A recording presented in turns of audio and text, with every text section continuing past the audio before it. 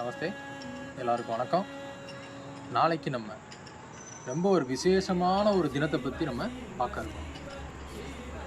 கால பைரவர் ஜெயந்தி, பைரவ ஜெயந்தி அப்படின்னு நம்ம சொல்லுவாங்க. அந்த நாள் எப்போ வருது?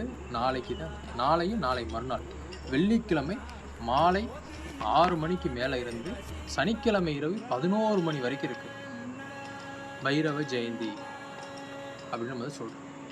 பைரவரை வழிபட மிக உன்னதமான நாள் நாளைக்கு.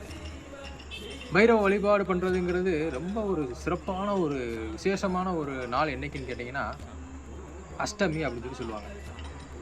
அதுலேயும் வளர்பிற அஷ்டமியை விட தேய்பிற அஷ்டமியில் அவர் வழிபாடு பண்ணுறது மிக சிறப்பு. ஆனால் நாளைக்கு ஒரு சிறப்பான தினம். என்னன்னு கேட்டிங்கன்னா அவர் அவதாரம் எடுத்த தினம், அவதரித்த தினம் நாளைக்கு. அதாவது கார்த்திகை மாதம் வரக்கூடிய தேய்பிறை அஷ்டமி. அந்த நாள் என்னைக்கு வருதுன்னா நாளை மாலை 6 மணிக்கு மேலே தொடங்கி சனிக்கிழமை இரவு 11 மணி வரைக்கும் இருக்கு. பைரவரோட அவதார நோக்கம், அவர் எதுக்கார அவதாரம் எடுத்தாருன்னு நம்மளுக்கு தெரியும். நம்ம பிரம்மா ஆணவத்தில் அதிகமாக தலக்கணத்தில் இருக்கும்போது அவரோட தலக்கணத்தை ஒழிக்கிறதுக்காண்டி சிவபெருமானுடைய 64 ரூபங்களில் ஒருத்தர அவதாரம் எடுத்தவர் தான் நம்ம காலபைரவர். பிரம்மாவுடைய 5வது தலையை கொய்து எடுத்தவர் யாருன்னு கேட்டிங்கன்னா இந்த காலபைரவர். இந்த பைரவ ஜெயந்தி அன்னைக்கு சிவாலயங்களில் இருக்கக்கூடிய பைரவர் கோயில்களில் போய் பைரவரை வழிபாடு பண்ணுங்க. மிகப்பெரிய நன்மைகள், நீங்கள் எதிர்பார்க்க முடியாத நன்மைகளை நாளைக்கு நீங்கள் வழிபட முடியுமா, உங்களாலேயே நீங்கள் உணர முடியும். நம்ம கவலைகளை தீர்த்து கஷ்டங்களை நீக்கி மிகப்பெரிய நம்மளுக்கு கவசமாக இருக்கக்கூடியது யாருன்னு கேட்டிங்கன்னா காலபைரவர்.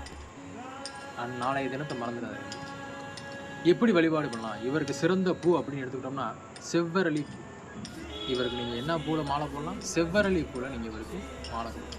அதே மாதிரி இவருக்கு என்ன பிரசாதம் என்ன கொடுக்க முடியும், என்ன வைக்கிறது அப்படின்னு கேட்டோம்னா இனிப்பு இவருக்கு ரொம்ப பிடிக்கும். ஏதாவது இனிப்பு சார்ந்த உணவுகளை நம்ம இவருக்கு படையல் வச்சு நம்ம வழிபாடு பண்ணலாம். இன்னும் இதை ஒரு சிறப்பு என்னன்னு கேட்டிங்கன்னா நம்ம கண்ணு முன்னாடி உலாவிக்கிட்டு இருக்க பைரவ ரூபங்களான நாய்களுக்கு நாளைக்கும் நாளை மறுநாளும் உணவு கொடுக்கும். இது மிகப்பெரிய ஒரு நம்மளுக்கு என்ன கொடுக்கும்? கர்மாவையும் குறைக்கக்கூடியும், கர்மாவையும் குறைச்சிடும், மிகப்பெரிய ஒரு புண்ணியத்தையும் உங்களுக்கு சேர்த்துக்கும். இதை என்ன மந்திரங்களை சொல்லி வழிபாடு பண்ணலாம்? நம்மளை எந்த மந்திரமும் சொல்ல முடியலையா? ஓம் பைரவாய நம்ம, இந்த ஒரு மந்திரம் ஓம் பைரவாய நம்ம. இதை ஒரு 108 முறை வீட்டில் உட்காந்தோ கோயிலில் உட்காந்தோ நம்ம என்ன செய்யலாம்? மந்திரத்தை உச்சாரணம் பண்ணி காலபைரவரை வேண்டுங்க. நினைச்சதெல்லாம் நடைபெறும். ஓம் காலபைரவாய நம. நமஸ்தே.